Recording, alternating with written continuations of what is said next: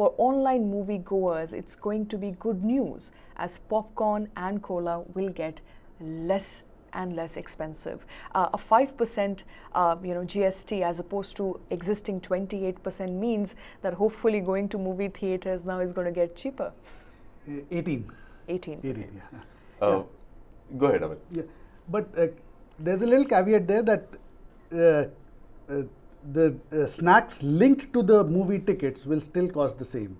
Okay. The ones that are bought independent of your movie tickets will come down from 18% to 5%. So they will become cheaper, whether it's colas, whether it's snacks, whether it is your popcorn, whatever you get inside a multiplex. So it's the same rate at which when you buy at a restaurant, it's going to be taxed at par with restaurants, which is good news. But I don't know what does it mean for business of exhibitors. I know. So I think we. I hope they don't increase the rate. Yeah, that's not something that's not very far-fetched, but. I think we love to complicate our taxes. We sort of want to add so many layers of complexity in taxation that it becomes so difficult for a business to comply and so difficult for a consumer to calculate what his or her movie going experience is going to cost. Now, simply put, if you're looking at, let's say, popcorn and cola or anything else that you buy at the canteen of a movie theater, the government's objective is to make it at par, bring it at par with, let's say, restaurants. Right. Now, that should attract a 5% GST as opposed to the 18% GST that actually it was attracting what I'm reading is 28%. Yeah, so there are two categories. I'm coming to that. That's the complexity that I'm talking about, right? So if you're spending, let's say, 1,000 rupees or more on going and making a transaction at a cinema theater, right? This could entail ticket, single ticket, 2 tickets, 5 tickets, whatever, ticket plus any other combo deal that you want to take, which could include popcorn, cola, nachos, momos, whatever, coffee, right? Anything that is available in the canteen, right? If you were to sort of combine this, and if your spend is 1,000 rupees and more, then there's a 28% GST. If you're spending up to 1,000 rupees in that one transaction, your GST is 18%.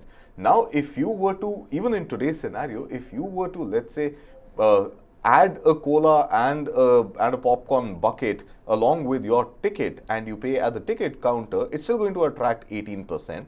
But if you buy the ticket standalone, which is under 1,000 rupees, it's going to cost you 18% only on the ticket price. And then when you go in and buy from the off-the-shelf counter, then you pay only 5% GST. So I think the real cheat code here, sort of borrowing the term from, is to not buy a bundle deal. Now the unfortunate part is that the bundle deal gives you price economies. It gives you a better discount. It gives you a heavier discount on whatever you combine along with your ticket when you go into a movie hall. Now, so you get price economies there, but you let go of those price economies and buy the ticket standalone and buy whatever you want to consume separately. So I think these calculations will have to be made on a weekend to weekend basis when you're going into that movie theater to watch a movie. And a convenience to convenience basis also, because if you're buying off the counter, that little window you get of the interval, everybody rushes, you have to stand in the queue, you have to wait for your turn, you may miss few minutes of the movie. So all that inconvenience may be avoided if you are willing to club it with the ticket and pay the tax. That is correct. And so I think it would be important and interesting to compare the two rates. If you're clubbing it, if you take a bundle deal, whether that's going to cost you overall less, or whether you separate the two, buy the ticket, go to the counter, buy your popcorn, buy your cola and see which of them cost you less. See, I think the simple point is nobody runs those numbers before going for a movie. You're booking a ticket online, you find a good deal, you club it along with your bill and you buy it anyway. So I think the government is trying to, in this case, just ensure that if you are purchasing something off the shelf, a consumable off the shelf, it needs to be at par with restaurants. Otherwise, the restaurant lobby is not happy, right? So you've got to maintain parity on taxation when it comes to delivery of a certain service. And that service in the case of movie halls is akin to a service, let's say at a food court, where you go to a counter and you buy a consumable. So the tax on consumables, on food and beverages needs to be standardized, and that is what the government has done.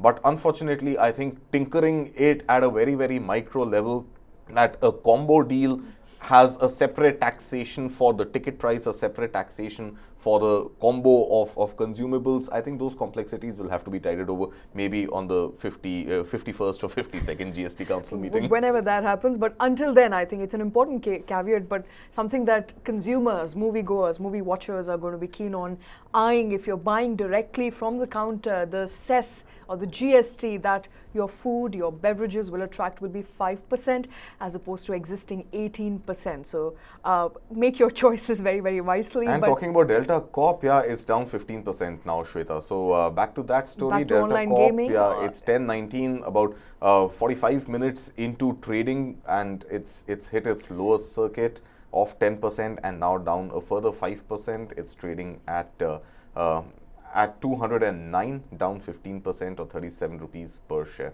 All right, so Delta Corp shares taking a beating on the back of a recent announcement of 28% GST on online gaming. We will, of course, keep tracking those stocks for you.